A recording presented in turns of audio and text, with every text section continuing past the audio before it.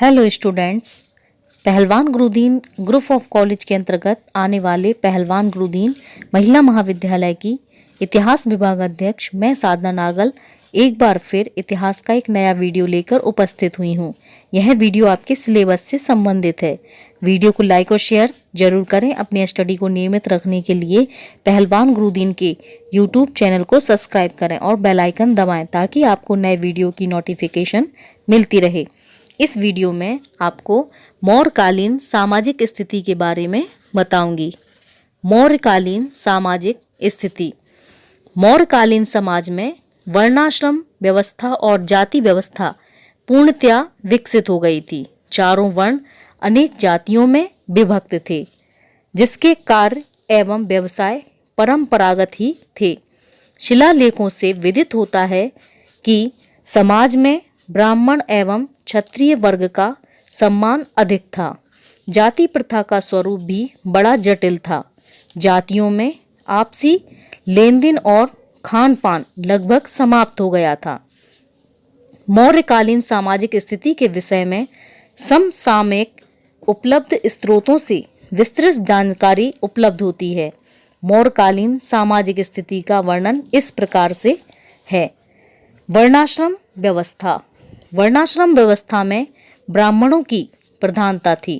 कौटिल्य के धर्मशास्त्रों में 4 वर्णों के अतिरिक्त अनेक वर्ण संकर जातियों जैसे निषाद, मगध, सूत, बेग आदि का भी उल्लेख है। मेगस्थनीज के अनुसार भारत की वर्ण व्यवस्था में कोई भी व्यक्ति अपनी जाति के बाहर विवाह या व्यवसाय किसी दूसरी जाति में नहीं कर सकता था। विवाह का मुख्य उद्देश्य संतानोत्पत्ति था। विवाह के लिए कन्या की आयु 12 वर्ष, पुत्र की आयु 16 वर्ष निर्धारित की गई थी।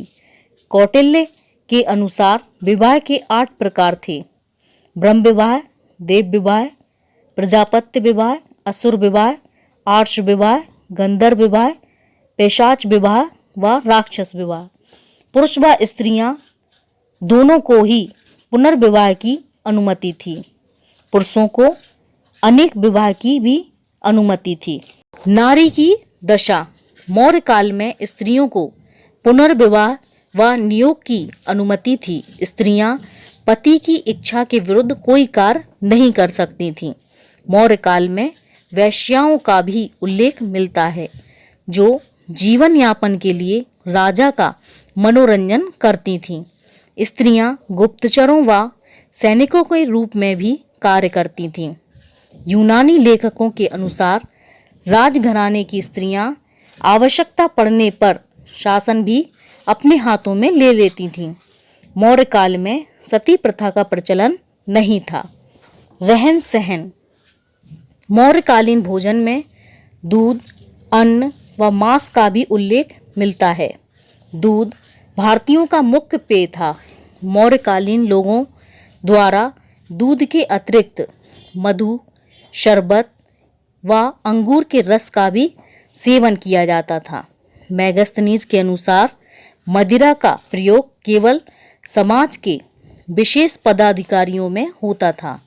मेगस्थनीज के अनुसार भोजन करते समय प्रत्येक सदस्य के सामने तिपाई के आकार की मेज रख दी जाती थी, जिसके ऊपर सोने के प्याले में सबसे पहले चावल परोसे जाते थे।